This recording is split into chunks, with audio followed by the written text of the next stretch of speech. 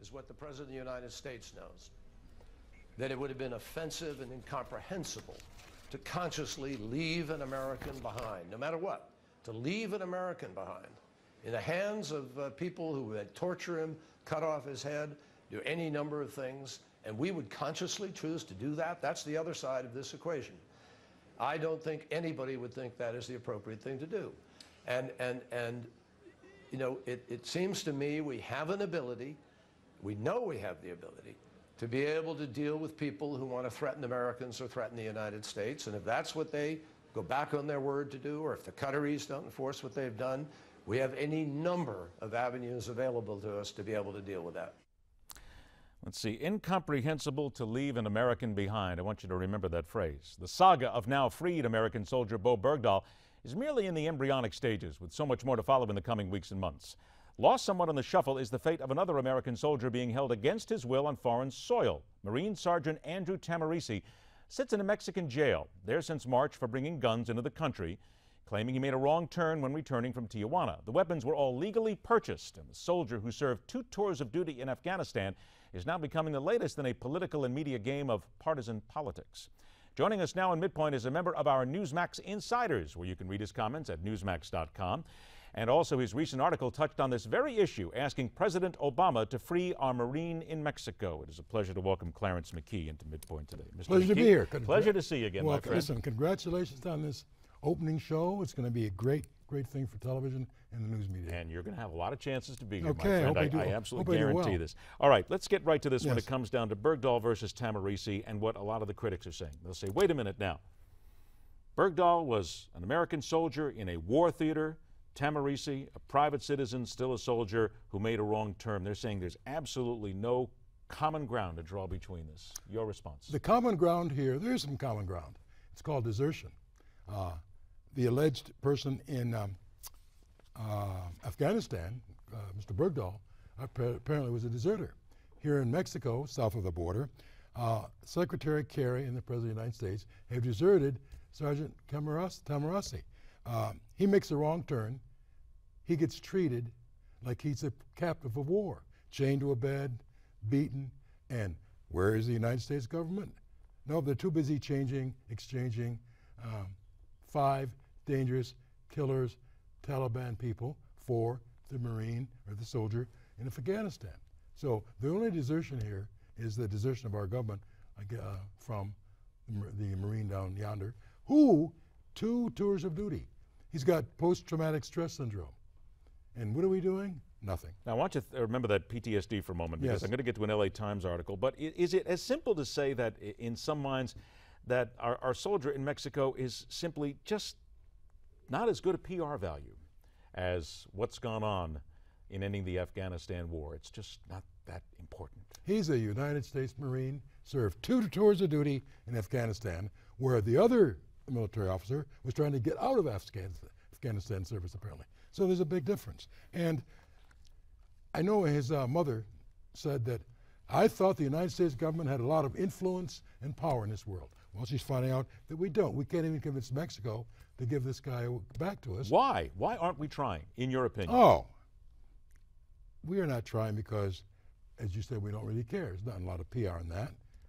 Has nothing to do with the war on Afghanistan, which they're saying they're trying to bring an end to it, and that's one of the reasons they did this. Well, folks, it's not the war in Afghanistan. It's not the war in Iraq that we're talking about. We're talking about the war on terror.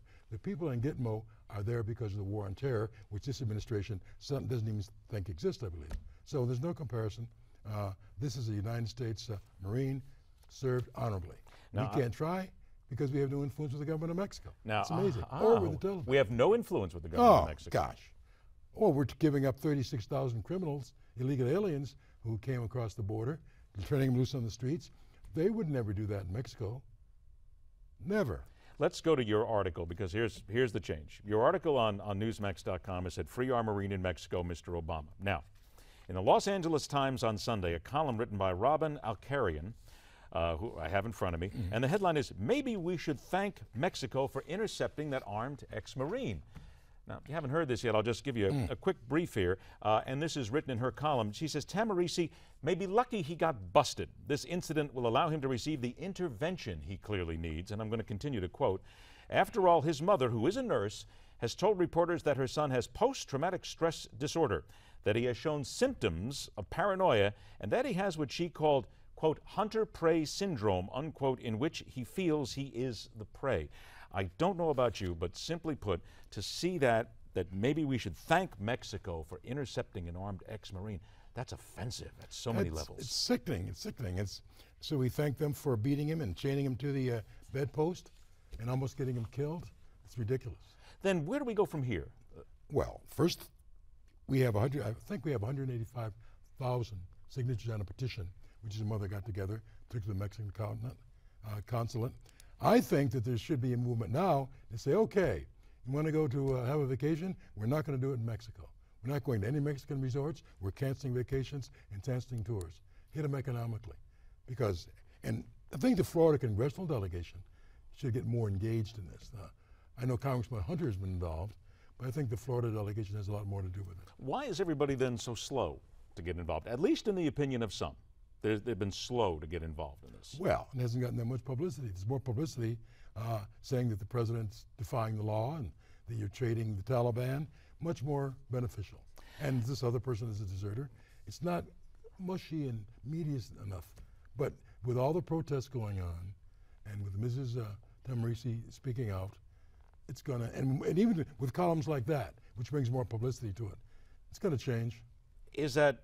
That's got to be distressing to you, that we get to this point and there is an American serviceman being held and you have a columnist saying, no big deal. Just well, it's kind of Los Angeles Times, New York Times, you know, the same old crowd. You know, they are the, what do you call them, post-hippie generation. The problem is people like her who would think that, well, maybe desertion wasn't so bad over there. Maybe he should try to get out of the military.